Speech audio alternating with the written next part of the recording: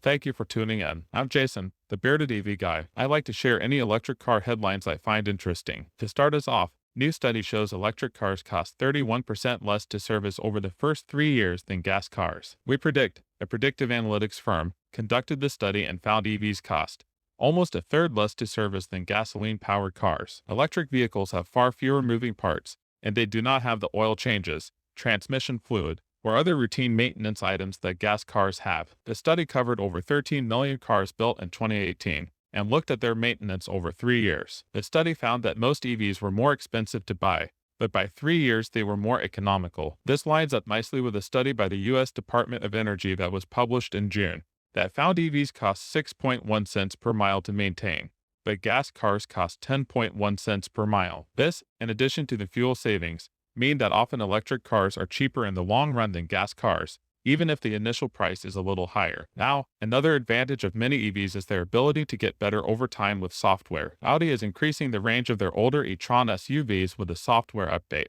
Most electric car manufacturers have a buffer built into the battery, a certain percentage that is not usable to the consumer to allow for emergency situations. If the car sits for a while, it doesn't completely die. The buffer maintains the car in a very low power mode. This helps protect the car from battery safety concerns and decreases chance of battery degradation.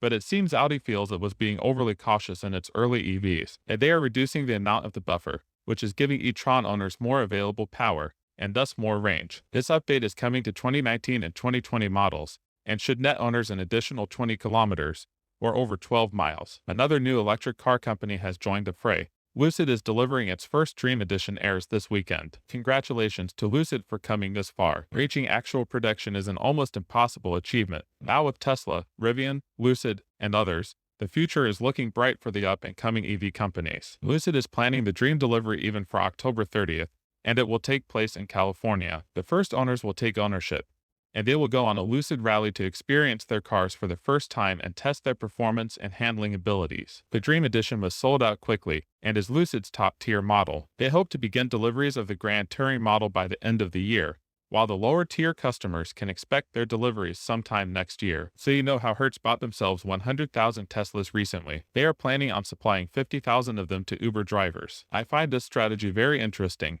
and kudos to Hertz for thinking outside the box. They plan to offer these Teslas in Los Angeles, San Francisco, San Diego, and Washington before a national rollout. The first rides may begin as early as next week. The full 100,000 vehicle purchase will make up more than 20% of Hertz's global fleet. The Tesla rentals for Uber drivers will start at $334 a week. To be eligible, drivers must have at least 150 trips and at least a 4.7-star rating. Good news for General Motors. They are resuming Chevy Bolt manufacturing on November 1st. They shut down production in late August following several reports of battery fires. GM and LG, their battery manufacturer, investigated the battery fires and found the root cause. My understanding was there were two potential faults, and if both of them happened in the same battery pack, then they were at risk for catching fire. LG has fixed the problem and has been building new battery packs for a month or so now. They agreed to fit the $2 billion cost of their recall. Congratulations to LG and GM for getting through this tough situation, and I'm happy to see them moving forward with the Bolt. Coming out of left field, Hyundai Mobis, Hyundai's parts and service arm, released a unique prototype vehicle that can swivel each wheel 90 degrees. They call the wheel system the e-corner wheel module. It provides steering, braking, suspension, and driving systems into each wheel individually. What this allows for is some crazy zero-turn maneuvers, as well as crab walking, scooting the car out completely sideways. What makes this more intriguing is Hyundai Mobis stated that these e-corner modules are coming on a 2023 platform. They are currently undergoing a reliability study and manufacturing feasibility study. A few quick headlines. There was a lot of news the last few days. GM is working with dealers on plan to install 40,000 EV charging stations across North America. These won't necessarily be built on dealership property, but the local dealers will help find suitable locations in their area. GM will give each dealer up to 10 Ultium charging stations to distribute in their area. These will be level 2 chargers, unfortunately, so not ideal for road tripping, but great for around town driving. And these could encourage EV adoption from apartment dwellers and others who don't have access to charging at their home. Next, the first batch of BMW i4s is sold out. BMW's pre-order page shows all trim levels are currently sold out. To pre-order, you had to put down $1,500, so these are more than likely serious buyers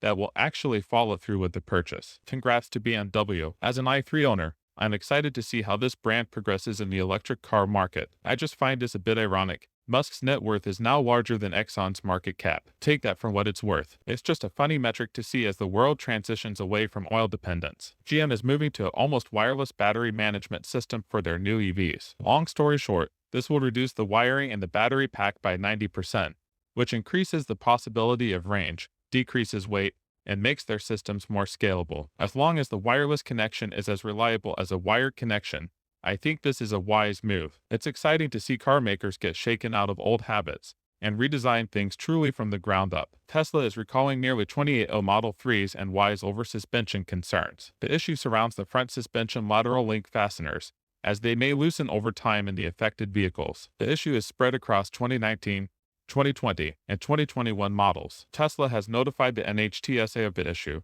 and letters will be sent to owners by the end of the year. Hyundai joins forces with Factorial, a solid-state battery firm, hoping to be the first to bring solid-state battery tech to the electric car market. Solid-state batteries promise both higher range and higher safety. The chemistry could potentially boost range 20% to 50%, meaning either you could have much more range with the same size battery, or you could decrease the size of the battery, which also decreases cost, and have the same range. Solid-state batteries have proven to be too difficult to manufacture at scale for others. So here's to hoping Hyundai and Factorial can crack the code. EV Cannonball record just broken by a rented Tesla Model S. The Cannonball is essentially a path to cross the entire United States from coast to coast. Ryan Levinson and Josh Allen completed the trip in 42 hours and 17 minutes, beating the last EV record by more than 2 hours. You can watch more at the link in the description. That's all for today. It's exciting to be a part of this up-and-coming industry. Thank you for listening, and as always, if you are interested in supporting the channel, and if you're interested in either the Aptera or the Canoe, check out my referral links in the description. Or you can head to thebeardedevguy.com/Aptera or thebeardedevguy.com/Canoe. Thanks again, and happy driving.